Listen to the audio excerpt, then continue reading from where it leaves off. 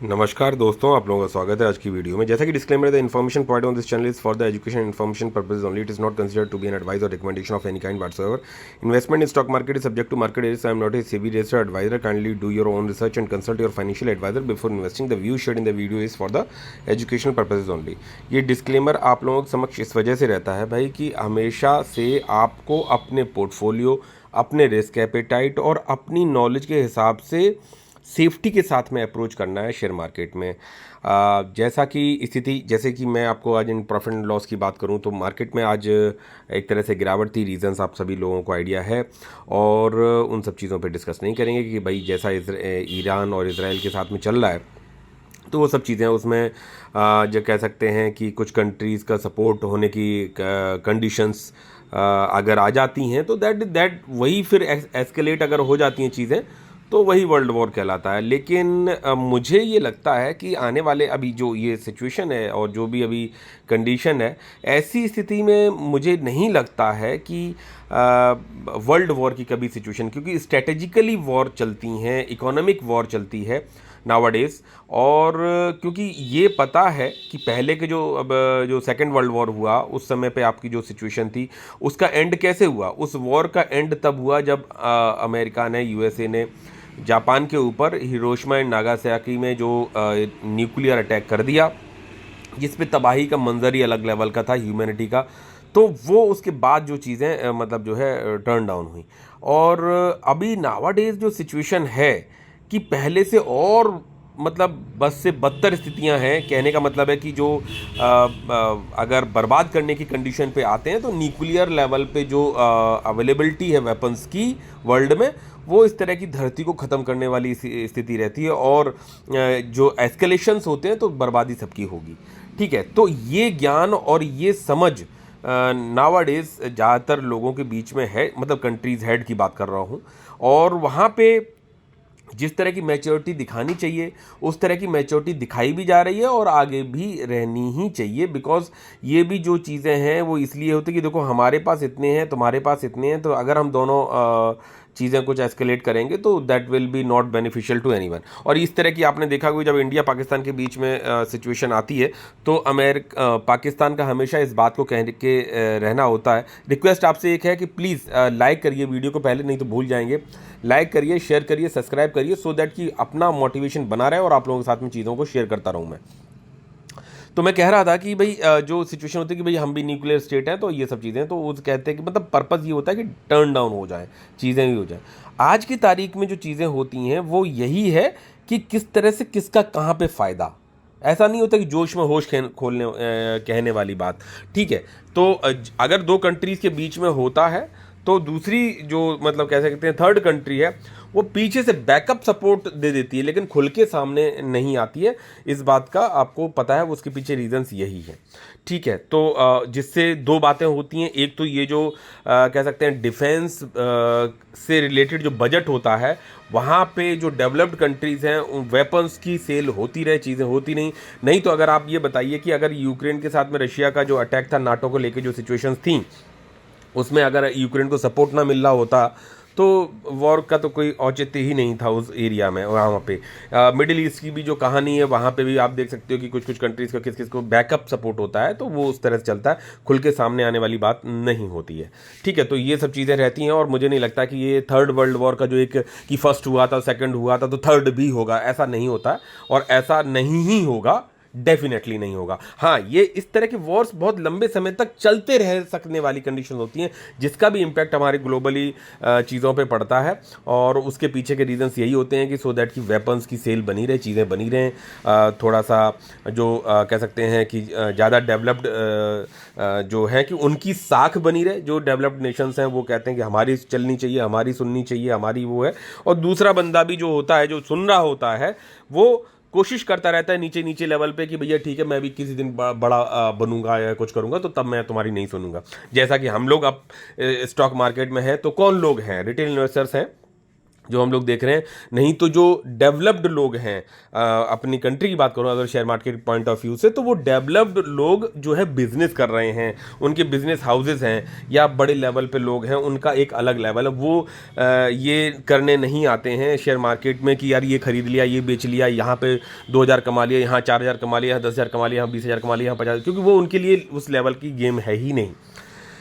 तो सर हम क्यों कर रहे हैं और हम इससे कहाँ तक पहुँच सकते हैं, हम इससे क्या ही करेंगे। ठीक है, वहीं गरीब लोगों की बात में आ जाओ कि भैया आज की दिहाड़ी मिल गई, कल की दिहाड़ी मिल गई, बहुत है, नौकरी मिल गई, बहुत है, इतने का पैकेज मिल गया, बहुत है। तो ये इस तरह के उसी लेवल की सोच होती है। ठीक है, बात करते हैं शेयर मार्केट पे। तो हम हैं, तो हम आगे अपनी स्थितियों को मजबूत कैसे कर सकें, तो उसके लिए सिचुएशन की बात है। देखो, जो भी चीज़ें होती हैं ना, वो डर का गेम होता है, टोटल डर का गेम होता है। कि अगर जैसे मान के चलो मैं अपने पोर्टफोलियो, अगर मेरे वीडियोस के साथ में बने रहो, थोड़ा लंबा वीडियो होगा लेकिन कंसर्न रहता है, जो चीज़ें मैं अपनी सोचता हूँ वो चीज़ें आप लोगों के समक्ष लेके आता हूँ। अब आपने देखो जर्नी देखी होगी, 4 इयर्स प्लस की चीज़ें हैं, गोइंग टू बी अ 5 होने जा रही हैं। मतलब ये हुआ नहीं है लेकिन होने जा रहा है मेरे पोर्टफोलियो को। और मैंने जो आपको बताया कि जीरो से लेके जहाँ तक चीज़ें सीखी हैं, देखी हैं, लॉसेस को देखा है, प्रॉफिट्स को देखा है। मैंने ट्रेडिंग नहीं करी है, इंट्राडे नहीं किया है, इन्वेस्टमेंट के पॉइंट ऑफ व्यू से ही चीज़ों को लाया हूँ और धीरे धीरे करके अमाउंट को डाला है। मार्केट में बहुत तरह की सिचुएशंस को देख लिया है, काफ़ी हद तक देख लिया है और काफ़ी हद तक देखना बाकी होगा। और मार्केट का एक ये सबसे बड़ी विडंबना है कि आपको कभी भी शांत नहीं रहने देगा। मतलब मार्केट अगर पैसा देना चाहता है वो देगा आपको, अगर आप सही तरह से स्टडीज़ को अपडेट करते रहते हैं तो पैसा तो मिलने वाला है, लेकिन रिग्रेट हमेशा देगा।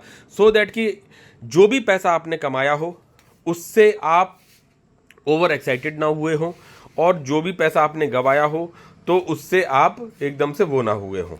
तो चीज़ें इसी तरह से रनअप करती रहेंगी कि भाई आपको धीरे धीरे प्रॉफिट दिया 1 लाख 2 लाख, फिर नीचे गया, फिर वो भी 1 लाख भी चला गया। तब आप लगोगे कि अरे भैया थोड़ा सा बुक कर लेते, फिर आपको फिर मिला, फिर बोला कि ठीक है आपकी बार मौका मिलेगा तो मैं देखूंगा। ठीक है, 1 लाख का 1.5 लाख हो गया, 2 लाख आपने बुक कर दिया, ठीक है, फिर कुछ हुआ, फिर ऐसे चलता रहेगा ऊपर नीचे ऊपर नीचे। जैसा कि मैंने आपको अपनी जर्नी दिखाई और आपको दिखाया कि भाई मैंने धीरे धीरे प्रॉफिट्स को 1 लाख 2 लाख 3 लाख 4 लाख और नीचे भी, फिर ऊपर भी 4 लाख के जीरो भी हुए, फिर ऊपर हुआ, फिर देखा, फिर बढ़ा एकदम से, फिर 26 लाख तक भी गया हाईएस्ट, फिर वहाँ से गिरना चालू हुआ, फिर 8 लाख। एक्सटर्नल रीजंस थे, फ्रॉड कंपनी की बात नहीं कर रहा हूँ मैं, जर्नली जो आपका इन्वेस्टमेंट की जो स्टाइल होती है, चीज़ें होती हैं। मैंने सेफ्टी को थोड़ा सा ज़्यादा महत्व दिया। सेफ्टी को महत्व देने के बाद भी सर आपके पोर्टफोलियो में एसएमई कंपनीज भी हैं और आपके पोर्टफोलियो में जो है छोटे मार्केट कैप की कंपनीज ही ज़्यादा हैं। तो फिर कैसी सेफ्टी, तो सेफ्टी मैंने आपके उसके ऊपर मैंने काफ़ी बार बात करी चीज़ें। वहाँ से 8.5 लाख रुपए भी देखे और 8.5 लाख से अभी 16 लाख पे भी देखे, अभी 16 से नीचे गिरा। तो जो कह सकते हैं अभी पिछले 2 ही 3 दिनों में काफ़ी बड़ा अमाउंट गिरा। इवन आज भी मेरा पोर्टफोलियो काफ़ी बड़ा गिरा है, तो ठीक है, लेकिन गिरा प्रॉफिट से। उसके बाद भी जो आपके मार्जिन्स बचे, पूरा मार्केट गिरा है, पूरा सेक्टर गिरा है, तो आपको डरने और घबराने की जरूरत नहीं है।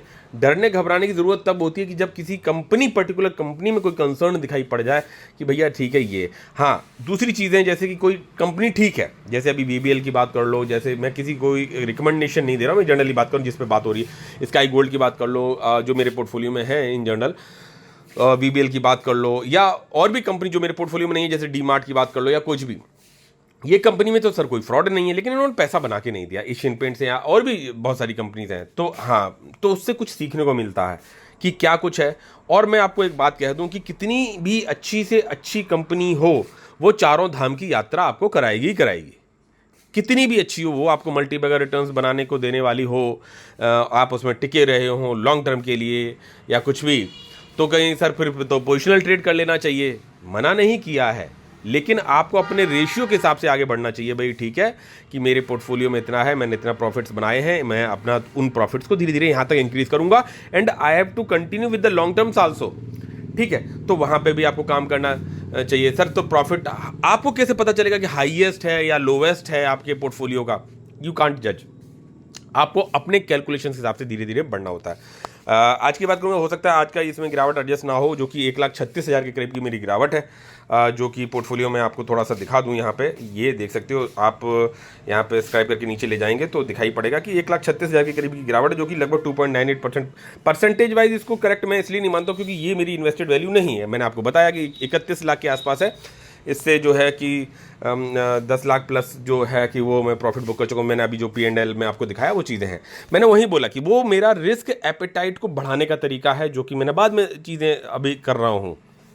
तो सर बहुत सारी ऐसी कंपनीज होंगी मेरी जो मैंने बेची, वहाँ से काफ़ी ऊपर उठ गई, मैंने बेची उससे वो नीचे भी चली गई, अच्छी हैं, फंडामेंटली स्ट्रांग है, long term point of view से हैं, बढ़िया हैं, कहीं कोई दिक्कत नहीं।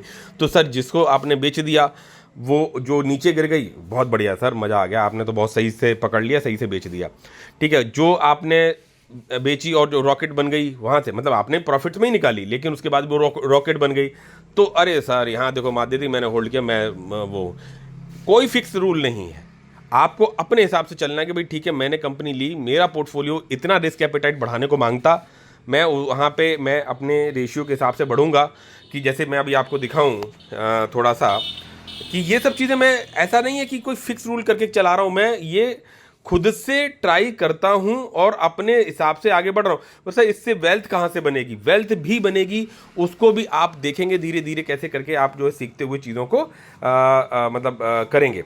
अगर मैं बात करूं कि ये कौन सा लग गया मैंने, अगर मैं जैसे कि इस फाइनेंशियल ईयर की बात करूं कि जैसे मैंने आपको बताया भी था, अगर वीडियोज़ में बने रहे होंगे, जो कि 1 अप्रैल 2025 से चालू हुई और ये अभी जो है आपका जून तक है।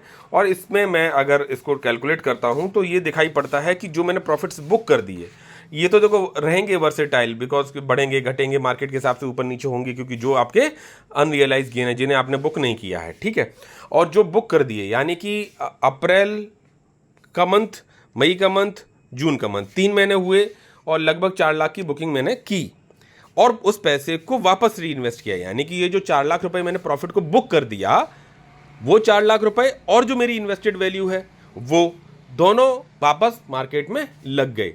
हो सकता है अभी जो गिरावट हुई पिछले 2 दिनों से 3 दिनों से, उससे ऊपर के प्राइसेस में ज़्यादा पैसा लग गया, अभी कम लग पाया, हो सकता है, दैट कैन हैपन, क्योंकि आपको नहीं पता कि कोई कल को जो है मार्केट में कहाँ तक क्या होगा, किस वजह से होगा। जैसे अभी फेड के जो रेट हैं, जो यूएसए के फेड के रेट हैं, वहाँ पे जो एक्सपेक्टेड था कि 4.5 ही रहेगा वही रहा, उन्होंने अपना रेट कट नहीं किया, वेरेज आरबीआई ने किया। उनका जो अनएम्प्लॉयमेंट डाटा, ये सब बहुत सारे फैक्टर्स अपना मैटर करते हैं। लेकिन हम कंपनी वाइज चीज़ों पर जाएंगे, और जैसे अभी क्रूड ऑयल का पैसा बढ़ रहा है, मतलब प्राइस बढ़ रहा है due to these Middle East escalations, तो उसकी वजह से भी इम्पैक्ट रहेगा, उसकी वजह से महंगाई बढ़ेगी, बहुत सारी चीज़ें रहेंगी और ये हमेशा बना रहेगा। आप इस बात का नियम बना लें कि मार्केट में हो तो ये सर्दी गर्मी आपको देखते ही रहना पड़ेगा। तो फिर सर क्या करें, तो मैंने बोला कि अपने रिस्क एपेटाइट को धीरे धीरे इंक्रीज करने का आपको पता होना चाहिए। अगर हर फाइनेंशियल ईयर में आप जाएंगे तो मेरे प्रॉफिट्स को मैंने कभी इतने एग्रेसिवली बुक नहीं किया, क्यों, देखो टाइम दिया ना, first year, second year, third year, fourth year, अब देन अभी 5 साल कंप्लीट नहीं हुई, 4+ चल रही है। और अब इस ईयर में जो मेरे टारगेट से, मेरे पुराने वीडियो को देखा होगा तो आपको पता होगा, तो अभी ये 3 महीने में मैंने 4 लाख का बुक कर दिया, अभी 9 महीने मेरे बाकी हैं। सर बुक तो तब करोगे ना जब प्रॉफिट्स दिखाई पड़ेंगे पोर्टफोलियो में, वही शेयर बुक करोगे जब पैसा वहां पे होगा। और आपने हाई पे बुक नहीं किया, नीचे आया या कुछ है, मैं अपनी कैलकुलेशंस के साथ चलूंगा। मार्केट हो सकता है लगातार गिरावट में ही रहे, या जो आज प्रॉफिट्स हैं वो प्रॉफिट्स भी ना दिखें, नीचे की तरफ आए, तो वो सबके आएंगी। तो सर आप नहीं कर पाएंगे, यस नहीं, मे बी अगर पूरा मार्केट ही डाउन रहता फुल ईयर और मैंने जो अपने टारगेट्स लेके चले तो वो चीज़ें हो सकता है फुलफिल ना हो पाए। ठीक है, मेरा एक ही कंसर्न रहता है कि फंडामेंटली स्ट्रांग और पोर्टफोलियो की रेशियो के हिसाब से भी डिस्ट्रीब्यूशन, पैरेलली जो नंबर ऑफ कंपनीज हैं उनको भी मैंने रिड्यूस करने की कोशिश की, और सो दैट कि किसी लिमिटेड कंपनीज में ही पैसा बनता है। लेकिन हमें इस बात का भी ध्यान रखना चाहिए कि छोटे मार्केट की आपकी कंपनी है तो उसमें कहीं कोई कंसर्न रेज हो गया तो वो आपका बड़ा पैसा अटकता है, वो भी आपने देखा। तो क्या वो अटके, अगर वो अटकता है या कुछ परफॉर्मेंस नहीं देता है तो भी क्या पोर्टफोलियो पे आप अपने जो टारगेट्स हैं लगभग की तरफ को रीच हो पाएंगे कि नहीं हो पाएंगे, ये चीज़ है।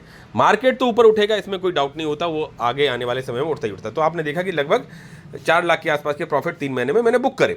ठीक है, तो कोई बहुत बड़ा काम कर लिया नहीं सर, मैंने कोई इसमें बड़ी बात नहीं है, मैं अपने हिसाब से चल रहा हूँ। आज भी अगर मैं, अब जैसे VBL पे कंसर्न रेज किया गया कि भाई गर्मी कम पड़ी, तो अभी हर बार इसने रिजल्ट्स बढ़िया दिए, बोले कि सर अब ये मैच्योर्ड लेवल पे आ गई है तो वो ग्रोथ रेट हो सकता ना दे, बहुत सारे स्टडीज़ और ये और वो बहुत सारी चीज़ें ये तब आती हैं जब शेयर परफॉर्म नहीं करता है। ठीक है, तो ये फेज़ तो आपको देखना ही पड़ेगा। Not only in the single company. तो क्या सर फिर आप बेचने ही वाले नहीं हो? नहीं, ऐसा भी नहीं है। May be my portfolio requirement, तब मैं अपने हिसाब से डिसीजंस लेता हूं कि भाई इनमें से मुझे अगर कोई चाहिए तो चाहिए, मुझे बुक करना है तो करना है। हो सकता है उस समय वो 4 लाख के प्रॉफिट्स बना रहा हो और उससे पहले वो 6 लाख तक के भी प्रॉफिट्स बना रहा था, बट मेरी नीड आ गई तो मैं कर देता हूं, ठीक है, और उसी हिसाब से करता हूं। मैं ये आपको रिकमेंड नहीं कर रहा हूं, लेकिन मैं जनरली अपनी बात कर रहा हूं। तो मैंने जिस तरह से धीरे धीरे करके, तो आज की बड़ी गिरावट के बाद आप ये देख सकते हो 44,37,000।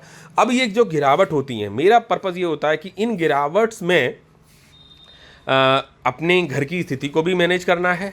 पैरेलली जो इन्वेस्टमेंट के लिए आपने जो एक फंड सोच रखा है, अगर आप रेगुलर अर्नर हैं तो उनको हिसाब से उसी रेशियो में आपको देखना भी पड़ता है कि ठीक है, मान के चलो 50,000 रुपये पर मंथ आप इन्वेस्ट करने का एक रहते हैं, लेकिन आपकी फैमिली में भी नीड्स कभी कभी, जैसे मान लो चलो ठीक है भाई 60,000 रुपये महीने में आपका घर चल रहा है या 50 में चल रहा है, जो भी है, कभी वो देखे होगे, कभी कोई रिक्वायरमेंट आ गई तो वो 70-80 पे भी जाएगा, कभी कोई नीड आ गई, तो इस तरह से ऊपर नीचे होता रहता है। तो आपको अपने हिसाब से भी उन चीज़ों को मैनेज करना आना चाहिए। तो बोला सर फिर हमारा इन्वेस्टमेंट जो है वो इन्वेस्टमेंट पहले ही निकाल लेना चाहिए, फिर ही आप करना चाहिए। भाई तो वो ज़िंदगी भी जीनी है, सब चीज़ें करनी है। हाँ, जब आपकी वो हर महीने तो रिक्वायरमेंट बनी नहीं रहेगी। भाई मान के चलो आपको नीड है कि भाई मुझे इस महीने मेरे ये काम एक्स्ट्रा आ गए तो इनको मुझे देखना पड़ेगा, मार्केट मौका दे रहा है, but I have to manage. ठीक है भाई, वहाँ मैं 50 लगा रहा था, मैं वहाँ 30 लगा दूंगा। तो ये फ्लक्चुएशन रहते हैं। हाँ, अब आगे नीड नहीं है तो वो चीज़ें फिर मैं इंक्रीज भी कर देता हूँ। तो ये सब चीज़ें बनी रहती हैं। तो मैं ये कह रहा था, हाँ ठीक है, तो अब ये कंसर्न आपको, ये जो सिचुएशन है, जैसे अभी स्काई गोल्ड के बारे में गिरावट पिछले 2 या 3 दिनों के बारे में बहुत सारी अपने व्हाट्सएप ग्रुप पे, जो इसका लिंक डिस्क्रिप्शन में दे रखा है, तो वहाँ से आप ज्वाइन कर सकते हो। अनपेड ग्रुप है, वहाँ पे मतलब जो कंसर्न लोग हैं अपना सब लोग चीज़ें डालते हैं। और सबसे बड़ी बात है, एक ऐसा प्लेटफॉर्म बना हुआ है जहाँ पे हम अपना जॉब कर रहे हैं, काम कर रहे हैं, एकदम से रिसर्च नहीं कर पाते, नहीं जान पाते, नई चीज़ें न्यूज़ फॉलो कर पाते हैं, लेकिन उसी फील्ड से रिलेटेड बहुत सारे लोग हैं। उतने करीबन 500 लोग होने जा रहे हैं, और वो लोग, आप कोई भी क्वेरी डालते हो, लगभग they are able to give you the correct answers कि भाई ये हुआ सर, यहाँ पे ईरान ने अटैक कर दिया, ये हुआ, वो हुआ, तो and you are able to take a right decision on that particular time. ठीक है, ऐसा भी होता है। तो that is a fine one group. और थोड़ा एफर्ट्स तो लगाने पड़ते हैं कि जब जहाँ पे इतने लोग जुड़े होते हैं तो एक ही फील्ड से रिलेटेड, तो वो थोड़ा सा बहुत चिट चैट हो ही जाती है, लेकिन they are trying their level best to control the situation कि भाई ठीक है, इतने मैसेजेस आ गए तो ठीक है देख लेते हैं, तो वो मानते भी हैं और करते भी हैं, और इस तरह की सिचुएशन है। तो वो एक है, आप चाहो तो देख सकते हो उस जगह ग्रुप पे ज्वाइन करके। दूसरी चीज, एफर्ट्स तो लगेंगे, फ्री में कुछ नहीं मिलता है। तो अब जैसे कि मेरी बात, मैंने आपको बताया कि करीबन अगर ये आज की गिरावट को एडजस्ट कर दिया जाए तो कितना, मतलब यही कह लो कि अभी 17 लाख तक के प्रॉफिट से 1-1.5 लाख रुपए ये घटा दो, तो ऐसे मान लो 15, मोटा मोटी 15 के करीब का मैं बोल रहा हूँ, चलो कि लगभग 15 के आसपास होगा बचा हुआ जो प्रॉफिट्स अभी एज ऑन डेट की बात करूँ तो। ठीक है, तो मार्केट गिरा, सब कुछ, अभी इस अपॉर्चुनिटी में थोड़ा भाग तो लेना चाहिए था। तो जो पहले से स्टडी किया होगा, पहले से समझा होगा, उन्हीं कंपनीज में आपका कॉन्फिडेंस बनता है, वैल्यूएशन बनती है, लेवल। क्योंकि मार्केट में बहुत सारी कंपनीज हैं, ऐसे बहुत सारे मल्टीबैगर जो आपसे छूटेंगे, चीज़ें होंगी, तो आपको अपने करीबन 5 से 10 शेयर्स ऐसे स्टडी, डीप स्टडी के होने चाहिए कि भैया कि भाई ये है, in case of requirement I will buy और एवरेज, और देखूंगा कितना कहाँ क्या है, मेरा पोर्टफोलियो अलाउ कर रहा है, तो उस हिसाब से मैं इसमें इन्वेस्टिंग करूंगा। अभी मैंने कल ही व्हाट्सएप ग्रुप पे अपनी चीज़ें डाली थी, बिकॉज मैं अभी रेगुलरली वीडियोस नहीं डाल पा रहा हूँ because due to my busy schedule. तो वहाँ पे मैंने फिर भी मेरी कोशिश रहती है गिरावट में मैं आप लोगों के समक्ष जरूर अपना अपडेट दूँ। तो मुझे लगा कि मुझे बताना चाहिए कुछ, तो मैंने कल की गिरावट को दिखाया भी था और अपने पोर्टफोलियो प्रॉफिट एंड लॉस, और ये भी बताया था कि भैया देखो इस महीने मैंने इतना ही इन्वेस्टमेंट किया, इससे ज़्यादा नहीं कर पाया, मार्केट गिरा हुआ हो जो, वो मेरी पर्सनल नीड हो सकती है। और आज की बात करूँ, आज गिरावट है तो थोड़ा सा बैकअप जरूर होना चाहिए, और हर गिरावट में मेरी ये कोशिश रहती है कि मैं कुछ ना कुछ कंट्रीब्यूट करूँ अपने पोर्टफोलियो में। ठीक है, तो यहाँ पे मैं देखूंगा कि, तो ये जो है कुछ शेयर्स मैंने बाय किए ऑफिस टाइम में। I am not able to find out the exactly bottom, जब मार्केट गिर रहा होता तो नहीं हो पाता है, लेकिन ये है कि अपने बाइंग कैपेसिटी के हिसाब से धीरे धीरे चीज़ों को एवरेज करना और डालना आना चाहिए। ठीक है, तो यहाँ मैं बात करूँगा, देख सकते हो 22 शेयर्स ये टारेल के आए हैं, कोई रिकमेंडेशन नहीं है किसी के लिए भी। यहाँ पे देख सकते हो कि टीना रबर के 4 शेयर ऐड हुए, वीबीएल के 2 शेयर ऐड हुए, वारी रिन्यूएबल के 3 शेयर ऐड हुए, आइसमेक के 3 शेयर ऐड हुए, स्काई गोल्ड के यहाँ पे देख सकते हो 5 शेयर्स ऐड हुए, टारेल के फिर ये 20 हुए 20, और ये ऊपर में जो 22 वो और 20 ये, तो 42 शेयर टोटल हो गए। और VBL के भी यहाँ पे 2 शेयर ये हो गए और VBL के यहाँ पे 2 शेयर ये हो, 4 शेयर ये ऐड हो, तो टोटल ये मेरा रहा। जो कि आपने देखा कि जो भी क्लोजिंग हुई है शेयर्स की, वो मेरे बाइंग प्राइस से टीना रबर को छोड़ के सबकी नीचे हुई है। तो एग्जैक्टली बॉटम पकड़ना भी आसान नहीं होता जब गिरता हुआ मार्केट होता तो, लेकिन बाइंग करना चाहिए। टोटल बाइंग जो वाली बात करी जाए तो वो देख सकते हो आप, करीबन 32,422 रुपीज़ के करीब की हुई है। इसमें मैंने आज अपने पोर्टफोलियो में अभी तक तो जो पैसा री इन्वेस्टिंग वाला था वही सब लग रहा था। पिछले 2-3 दिनों से या इतने दिनों से मैंने कहीं कहीं पे प्रॉफिट बुकिंग की थी कुछ कंपनीज़ में, जिसकी वजह से आपने देखा कि इस क्वार्टर में, यानी कि ये जो 3 महीने निकले उसमें 4 लाख का मैंने प्रॉफिट को बुक किया और उसको दोबारा से लगाया। और अब जब वो लग चुका तो मैंने दोबारा से अपने पोर्टफोलियो में 20,000 रुपये के करीब के अपने जो है ऐड किया, सो दैट, और उनमें से बाइंग भी कर ली और करीबन 4,800 ही ना के बराबर फंड्स बचे, उनको मैं अपने इन्वेस्टिंग उसमें लिख देता हूँ।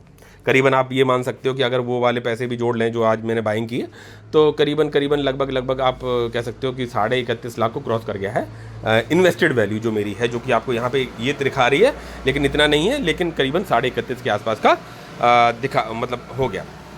तो ये चीज़ें रही।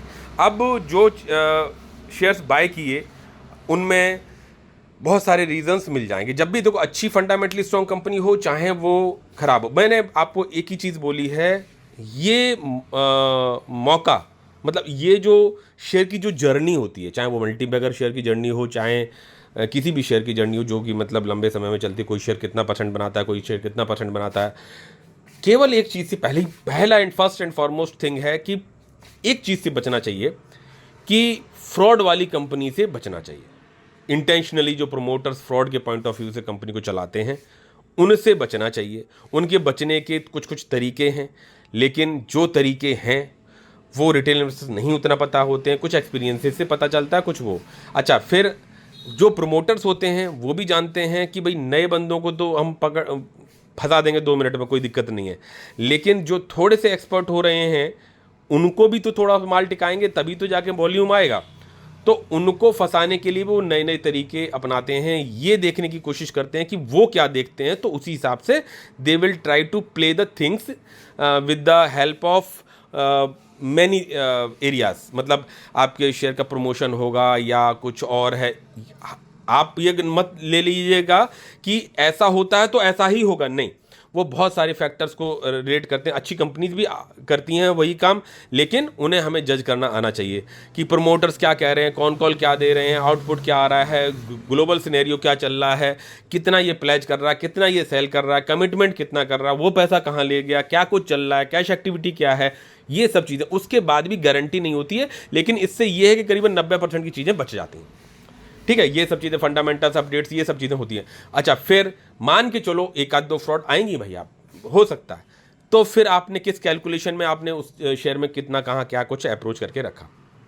आपके बन रहे होंगे, मान के चलो पैसा डबल हो गया था और वो ड्यू टू फ्रॉड वो कंपनी नीचे हो गई, ठीक है, उसके मार्केट कैप कितना कहाँ से कहाँ तक की जर्नी उसकी रही, किस मार्केट कैप से उठ के वो किस मार्केट तक पहुँची है, क्या ऑपरेटर्स प्ले कर रहे हैं, ये सब चीज़ों को आपको समझ में आना चाहिए।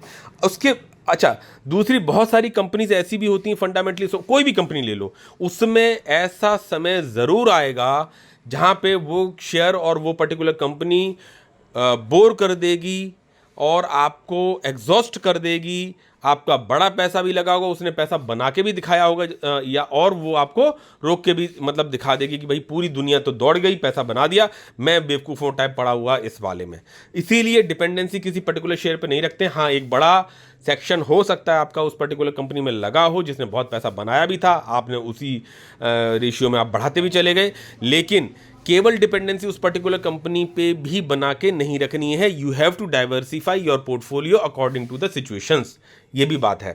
तो जैसे मैंने आपको एग्जांपल्स के रूप में अगर मैं दिखाने की कोशिश करूं, जैसे अभी मान लो VBL की एक बात कही जा रही, देन स्काई गोल्ड की भी बात कही जा रही कि ये होगा, वो है, ये है, ठीक है, आप अपडेट्स लेते रहें, लेकिन ऐसा आप वेल्थ क्रिएशन के पॉइंट ऑफ व्यू से बच जाएंगे नहीं होगा। अच्छा, मैं आपको ये भी बोलूँ कि बहुत सारे लोग कहते हैं वेल्थ क्रिएशन के चक्कर में मालूम पड़ा टॉप में गया, पैसा बुक नहीं किया, वहाँ से नीचे भी गिर गया। और ये मैंने आपको बोला कि दोनों चीज़ों आपको कैलकुलेट लेके चलना है, क्योंकि आसान रास्ता नहीं है।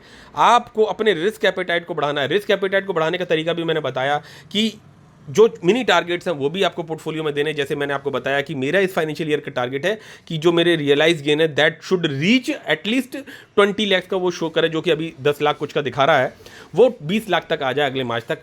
डिपेंड करेगा मार्केट की सिचुएशन या जो मेरी इन्वेस्टमेंट है उन पे, या मैं कितना पैसा लगा रहा हूँ, क्या कुछ है, वो हो सकता है वो रीच ना हो, but my aim should be there कि मैं अपने आप को छोटे छोटे टारगेट्स देता हूँ, then only the motivation will be continue.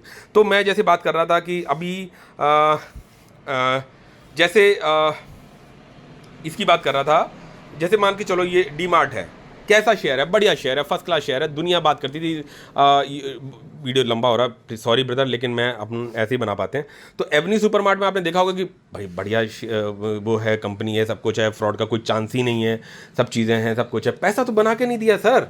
ये देखो तो 9% 2021 से लेके 25 तक कोई पैसा नहीं बना के दे रही है। कंपनी लॉस में तो जा नहीं रही है, कंपनी फ्रॉड भी नहीं कर रही है, सब कुछ है, ये है, ठीक है। तो आपको ऐसी सिचुएशन में क्या पूरी डिपेंडेंसी इसी पे है? बहुत लंबे समय तक हो सकता है कोई शेयर ना चले, तो जाके इसमें लगा दें। ये देख सकते हो उस एक बॉटम को बार बार सपोर्ट भी करता है।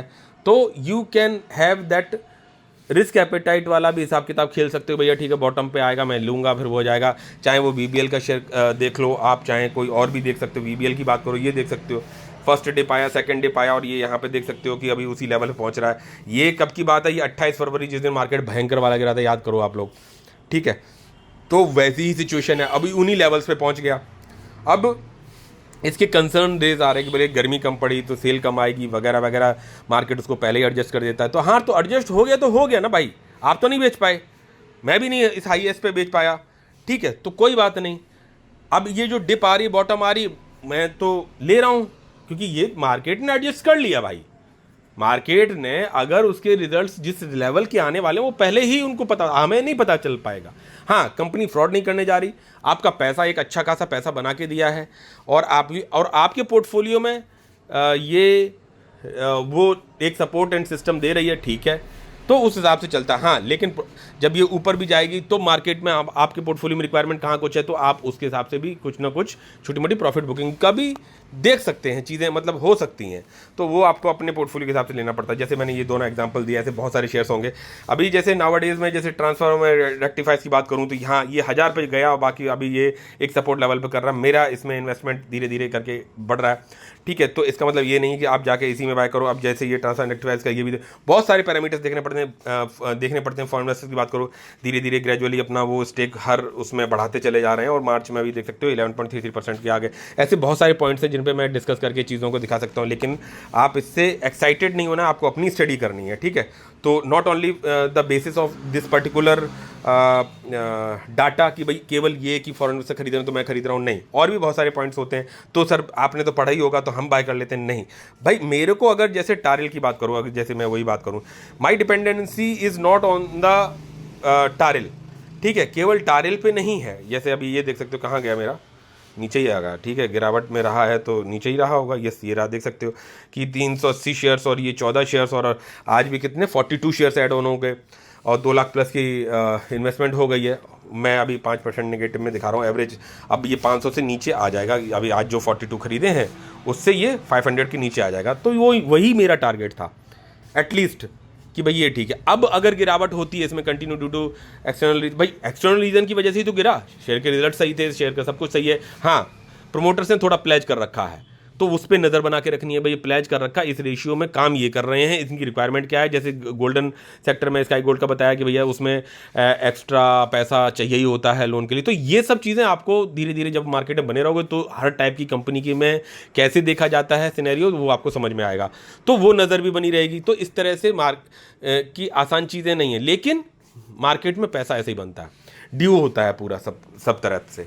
तो टारेल में बात करूँ तो ये इसमें मेरा जो है आज कल के इसमें जो है ये करीबन 500 से नीचे का प्राइस एडजस्ट हो जाएगा, बिकॉज मुझे लगता था कि भाई मुझे पोजीशन बनानी थी, मैंने 500 से ऊपर में पोजीशन बनाई और उसके बाद में धीरे धीरे एवरेज किया, जब जब डिप मिली और उस तरह से चले, क्योंकि एकदम से सब चीज़ें नहीं होती हैं। ठीक है, तो ये है। और VBL में भी देख सकते हो कि जो टारगेट था, ठीक है, मैं मानता हूँ कि हो सकता है शेयर अब ये परफॉर्मेंस उतना ना दे कुछ समय तक, या मेरा काफ़ी पैसा बना था और इसमें ठीक है, तो कोई बात नहीं। अभी मेरा टारगेट था कि भाई 2000 शेयर्स तक के लिए मैं इसमें रख सकता हूं अपने पास।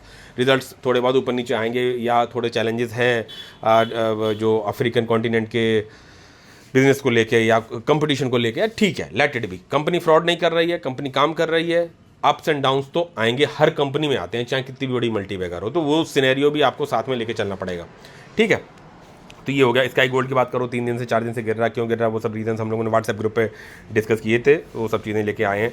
और आज भी मैंने शायद 4-5 शेयर बढ़ाए। इसमें भी मैंने आपको बोला था कि मैं 1 लाख रुपए तक की इन्वेस्टिंग के लिए रेडी हूँ। पहला 2 टारगेट लेके चला था कि भाई 1000 शेयर्स या 1 लाख रुपए, तो 1000 शेयर्स तो हो ही गए, बट 1 लाख रुपए तक के लिए भी अगर इंटरनल कोई कंसर्न नहीं दिख रहा है कंपनी में तो ठीक है, कॉन कॉल वगैरह सब कुछ पॉजिटिव सब चीज़ें हैं। तो आप ये भी तो देखो ना कि पोर्टफोलियो पर dependency not only on the VBL, sky gold या जैगल, या जिन कंपनी में मैंने प्रॉफिट बुक कर दिया उनको भी लॉन्ग टर्म के पॉइंट ऑफ व्यू से लिया था, उसमें तो काफ़ी गिरी हैं, काफ़ी उठी हैं, काफ़ी कुछ है, उनका भी हाल यही है जो कंपनी में होल्ड कर रहा हूँ। बट मेरा पैसा पूरा लगा वापस। भाई किसी में मैंने 50,000 प्रॉफिट बुक कर दिया, किसी में 40 किया, किसी में 30 किया, एज पर माई। तो सर इनमें क्यों नहीं किया? जो कंपनी है अभी आपके पास वो भी किया जा सकता है, बट डिपेंड करेगा market and my portfolio requirement. मैंने जो अपने मिनी टारगेट्स रखे हैं कि मुझे अगर 20 लाख तक पहुंचना है, तो ऐसा भी नहीं है कि मार्केट चले ना और मैं जबरदस्ती बेच के पूरा करूं कि भाई VBL बेच दिया, वो बेच दिया। होने को हो सकता है, मैं कब बेचूं, क्या करूं, क्या नहीं करूं, लेकिन बाकी पोर्टफोलियो पे मेरी कितनी मैं उसको रिचार्ज कर लिया हूं बॉटम पे, वो भी डिपेंड करता है। शायद बोर हो गए होगे आप ये सब चीज़ें सुन के। तो स्काई गोल्ड की बात करूं, जैगल की बात करूं, सुप्रीम में 2-2% के साथ ऊपर उठ रहा है। ठीक है, तो ये लॉट वाली कंपनी क्या है कि मैं जैसे अभी लॉट वाली कंपनी की बात करूं तो केवल लॉट वाली कंपनी की केवल बात करूं तो लॉसेस जिनमें बुक किया उनको तो मैं छोड़ देता हूं कि किस में कितना कितना किया, लेकिन जो प्रॉफिट्स बुक किया, लेकिन प्रॉफिट्स ज़्यादा बुक किए, इसका मतलब ये भी नहीं कि आप जाके SME लॉट की कंपनीज ले लो। मैंने जैसे जहाँ तक मुझे ध्यान पड़ रहा है, ई फैक्टर मैंने 2 लाख का किया था, देन 1,58,000 का करीब मैंने एक्सिकॉन में किया, दोनों ठीक है कंपनी। देन अभी जैसे मैं चाहूँ तो सुप्रीम पावर में प्रॉफिट बुक करके इस पैसे को री इन्वेस्ट कर दूँ जो कंपनीज में मैं स्टडी कर रहा हूँ उनमें लगाने के लिए, और पोर्टफोलियो में नंबर ऑफ कंपनीज कम हो जाएंगी। आप हर मल्टीबैगर पकड़ के नहीं चल सकते जैसे पोर्टफोलियो वाइज। मैं ज़्यादातर कंपनीज ज़्यादा क्यों लेके आया था, इसीलिए लेके आया था, so that I can able to circulate myself my portfolio at the time of need. ठीक है, तो ऐसे होता है। और हो सकता है वो उन कंपनीज में गिरावट है, इंटरनल रीज़न ना हो, जो कंपनी मैंने बेच दी उनमें दोबारा पोजीशन बना लूँ। और ऐसा भी होता है कि आप देख रहे हो कि अच्छे फंडामेंटली स्ट्रॉन्ग कंपनी है, शेयर भी काम कर रहा है, कोई फ्रॉड की सिचुएशन नहीं है, सब कुछ नहीं है, लेकिन शेयर ने आपको ऐसी जर्नी दिखा दी। ठीक है, तो ये इसको भी लेके बैठा हुआ हूँ, तो इसमें पैसा उस हिसाब से नीचे, तो लेकिन आपको वो रिस्क एपेटाइट कमा लेना है पहले, तब जाके आप ऐसी चीज़ों को होल्ड कर पाओगे। सेल्कोर गैजेट्स की बात करो, इसमें 3% गिरावट है, केसोल्स में गिरावट है, SSCGL ये रिसेंटली मैंने अभी लॉट बेची, लॉट ले ली मैंने दोबारा से, इसमें भी जो है इन्वेस्टमेंट काफ़ी बड़ी हो गई और आज ये 400 से नीचे भी दिखाई पड़ा मुझे, और 400 पे शायद GTT ट्रिगर हुआ, बट फंड्स उतने नहीं थे तो नहीं थे। ठीक है, कभी बॉटम फंडामेंट मतलब जो है कि रिजल्ट्स वगैरह आर ओके सब कुछ है, तो वो भी चल। अब सर इनमें से कोई कंपनी अगर आपके साथ फ्रॉड करके, यानी मान लो वो फ्रॉड के हिसाब से चली, क्योंकि ऐसा SME लॉट में बहुत सारा दिखा गया, जितनी छोटी कंपनी उतना बड़ा वो, तो सर फंसोगे तो फिर मुझे एक कदम पीछे भी आना पड़ेगा अपने पोर्टफोलियो में कि भाई ठीक है, इसने अगर इतना पैसा डुबोया तो I have to take mini steps according to that. लेकिन आपको अपने रिस्क एपेटाइट को धीरे धीरे बढ़ाते रहना, चलते रहना। आज मार्केट में गिरा और मैंने जो प्रॉफिट्स बुक कर रखे थे वो प्रॉफिट्स तो मेरे अपने हो गए, तो सर क्या पोजिशनल ट्रेड करते रहे? नहीं, दोनों रेशियो को मेंटेन करके चलना है, so that long term journey will be also continue and the wealth creation part is also be carried on in future. ठीक है, तो ये बातें हैं। वॉर रिन्यूएबल की बात करो, देख सकते हो आज कितने 3 शेयर ऐड हो गए। अब ये देखो, ये 100 शेयर्स का टारगेट था, 98 प्लस, छोटे टारगेट्स की भाई जिसके रिजल्ट सही आए हैं, कंपनी टॉप से काफ़ी पंप एंड डंप हुई है, और वहाँ पे मैंने बड़े लंबे समय से पैसा धीरे धीरे करके 1 लाख का था टारगेट, वो कंप्लीट हुआ। देन यहाँ पे 98 शेयर थे, आज ये अब कल ये 100 हो जाएंगे। वॉर रिन्यूएबल देख सकते हो, ये 3 शेयर ऐड हो गए तो अब ये 101 शेयर्स हो जाएंगे। तो ये है, लेकिन वो रिन्यूएबल नहीं चल रहा पिछले 1-1.5 साल से, या टॉप से काफ़ी बड़ी गिरावट रही, बट मेरे को उससे उतना, लेकिन किसी न किसी दिन तो चलेगा, बिकॉज फंडामेंटल सही है, चीज़ें सही हैं, सब कुछ है, रिजल्ट्स ओके हैं, सब कुछ है।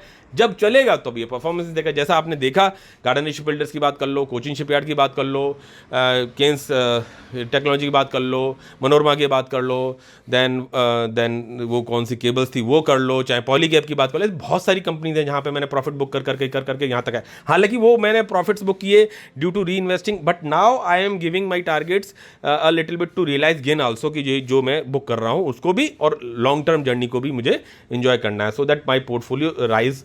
ठीक है, और इसमें रिग्रेट्स रहेंगे कि आपने बेचा, ये देखो मल्टी बैगर बनता है, ये होता है। तो वेल्थ क्रिएशन भी सोचना है, और अकॉर्डिंगली आपको रिस्क एपेटाइट को बढ़ा के भी चलते रहने की आइडिया होना चाहिए। आरबीएनएल की बात करो, ठीक है, इसमें शेयर मेरे लेवल्स से नीचे अभी आया, बॉटम देखूंगा तो फिर इसमें भी एड ऑन चालू हो जाएगा, अगर वो सही लेवल का करेक्शन और दिखाई पड़ता है तो। आज मैंने उधर बाय किया, कर लेता, तो ये डाइवर्सिफिकेशन भी आपको आना चाहिए भाई, ठीक है। तो ये चीज़ें ऐसे, स्टेंगो के रिजल्ट्स बढ़िया थे, शेयर कब से मेरे पास होल्ड है, नहीं ग्रीन में आ रहा है, ठीक है भाई, तो वो टाइम मुझे देना पड़ेगा। और हर बार आप जीत जाएंगे ऐसा भी नहीं है, कि आपने खरीदा और उसके बाद शूट अप और आपने बेचा तो उसके बाद गिरे, ऐसा नहीं होगा। आपने किसी जगह किसी शेयर में कर लिया, टाइमिंग सही बैठा ली, लेकिन वही टाइमिंग आपसे दूसरा शेयर मांग लेगा, तो लेकिन डाइवर्सिफिकेशन होगा तो 10 में से कुछ 4 चल रहे हैं, तो उनमें आप देख सकते हो प्रॉफिट्स बुक, जो कि सर्कुलेट कर सकते हो उन दूसरी वाली कंपनीज को एवरेज करने के लिए, कि हाँ बेस्ट वैल्यूएशन की गिरावट के रीजंस भी देख लेने चाहिए, कि भैया क्यों गिरे हैं, क्या गिरे हैं, किस तरीके गिरे हैं, और पोर्टफोलियो आपका धीरे धीरे करके इंक्रीज हो, सो दैट कि रत्नावीर के रिजल्ट सही थे। आइज मेक में देख सकते हो 1 लाख, अभी तीसरी बार शायद मैंने इसमें जो है पोजीशन बनाई है, और अभी मैं फ्लैट में हूँ, और देख सकते हो आज ये 769 के उसमें है, 170 शेयर ये हो गए। देन यहाँ पे आप देखोगे आइज में की ये 3 शेयर तो 173 हो गए। और वहीं आइज में की अगर मैं बात करूँ तो ये आप देखेंगे, खुल जा सिम से में, अगर खुल गया ठीक है, तो ये ऐसा रहता है, जो अच्छी कंपनी होती है अगर उसमें इंटरनल कोई कंसर्न नहीं है, JKLM ABCDEFGHI आइस में ये रहा, देखो ठीक है, पहले भी दिखाया कि भाई ठीक है, पहले मैं 15,000 15,500 रुपये का मजा ले चुका हूँ, तो ठीक है, क्या सर हर बार सही जाएंगे? नहीं हो सकता, इस बार वो लंबा समय ले जाए मेरे लिए। 43 शेयर्स थे, 15,500 रुपये बुक कर दिए, दोबारा से बाइंग कर लिए, 170 शेयर्स लिए, 795 पे एवरेज प्राइस बैठा। आज जो कुछ बाय किया वो आएगा बाद में एडजस्ट होके 173 या 170 दिखा रहा है, 173 शेयर्स हो जाएंगे। तो ये 671 पे लेके 1000 पे बाय किया ये, लेकिन ये हर बार नहीं होगा, वो डिपेंड करता है आपके पोर्टफोलियो के रिक्वायरमेंट के हिसाब से, ठीक है। अब 795 का वापस कब जाएगा पता नहीं, हो सकता है 1 साल ले ले, 1.5 साल ले ले, 6 महीने ले ले, 4 महीने ले ले, 5 महीने ले ले, या रिजल्ट्स अच्छे आ जाए तो ले ले, या कुछ और। आपको उस कॉन कॉल को सबको पढ़ के आना चाहिए भाई कि कंपनी फ्रॉड ना कर रही हो, बस इस बात पे ध्यान रखना चाहिए। और चार्ट चीज़ें, सब चीज़ें चार्ट वार्ट देखोगे सब चीज़ें समझ में आने लगती हैं। तो यहाँ पे हो गया, मुझे लगता है कवर तो काफ़ी कुछ कर दिया, शायद ही कुछ चीज़ें छूटी हो। तो जैगिल की बात कर लो, ठीक है, बढ़िया कंपनी, फर्स्ट क्लास और सब कुछ है, ठीक है। तो ये सब चीज़ें हैं, आप अकॉर्डिंगली। और रह गई बात ये यार कि मार्केट गिर रहा है, रीजंस पता है ना, अच्छा वहीं पे आप अभी चले जाओ, चलो हम डर गए, हमने यार ये क्या हुआ, पूरा मार्केट गिर गया है, हाय तौबा, मैं तो हाथ पकड़ कान पकड़ रहा हूँ, ये अब अभी आप देखो, ठीक है, यहाँ देखिए, ठीक है, पोर्टफोलियो भाई, बड़ी कंपनियां नहीं गिरी, ये तो दिन चलता रहता है ना, कभी कुछ कभी कुछ कभी अच्छी होनी चाहिए, सही होनी चाहिए। छोटी कंपनी में रिस्क ज़्यादा होता है, चैलेंजेस ज़्यादा होते हैं, उसलिए उतनी ही बारीकी नज़र आपको फिल्टर आउट करने की आनी चाहिए, ठीक है। यहाँ तो कोई गिरावट ही नहीं हुई, फ्लैट है यार, और पोर्टफोलियो की धज्जियाँ उड़ गई भाई। आपने जो ले रखा वो सेक्शन गिरा भयंकर, अगर आप देखेंगे तो देख सकते हो 1.77% गिरावट है, और वहीं पे एसएमई लॉट में गिरावट है, तो उसकी वजह से भी गिरावट, या मेरी जो पर्टिकुलर कंपनी में जिसकी होल्डिंग बहुत ज़्यादा है, भाई वीबीएल की बात कर लो, चाहे स्काई गोल्ड की बात कर लो, उनमें सर्किट्स लगे हैं, तो that will also impact my portfolio. तो वो रीज़न मुझे डाइजेस्टेबल हो रहा ना, क्या वीबीएल खराब हो गई, फ्रॉड कर रही, स्काई गोल्ड खराब हो गई, फ्रॉड कर रही, या एस्कोनेट खराब हो गई, फ्रॉड कर रही, नहीं ना, लेकिन आपकी वो कंपनियां ठीक है। तो you should able to analyse your portfolio, घबराने की जरूरत नहीं होती है, परेशान होने की जरूरत नहीं होती है, फंड्स हैं तो करना चाहिए। अगर पोर्टफोलियो में रिस्क एपेटाइट बढ़ा हुआ है, री इन्वेस्टिंग का आपका एक चक्र जो है वो अगर चल जा रहा है तो that will definitely impact in a positive way. ठीक है, तो वो चीज़ें भी आपको समझ में आनी चाहिए।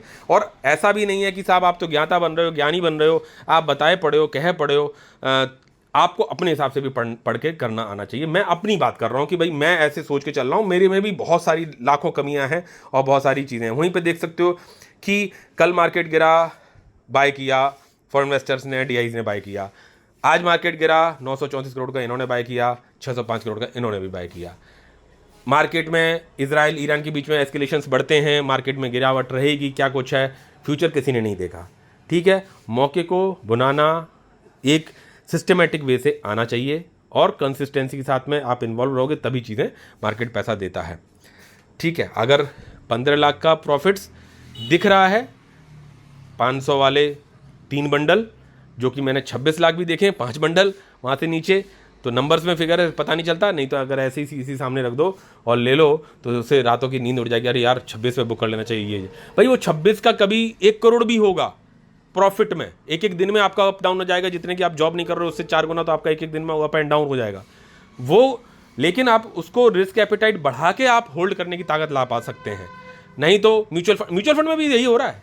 आप कोई बहुत ऐसा अलग नहीं है, लेकिन हाँ ये है कि अगर डायरेक्ट इन्वेस्टिंग का कॉन्फिडेंस नहीं आ रहा है तो you should start with mutual fund and start learning with this companies या कुछ है। तो इन्होंने तो बाय किया, ठीक है, पेट्रोल के रेट मतलब क्रूड ऑयल के रेट बढ़ गए, ये हो गया वो हो गया, वो सब चलता रहेगा। तो मुझे लगता है कवर काफ़ी कुछ कर दिया। यहाँ पे भी कुछ बताना चाह रहा था, लेकिन चलो ठीक है, लेट इट भी। बहुत बड़ा वीडियो हो गया। विद दीज वर्ड्स मिलते हैं नेक्स्ट वीडियो में। टिल देन, जय हिंद, जय भारत,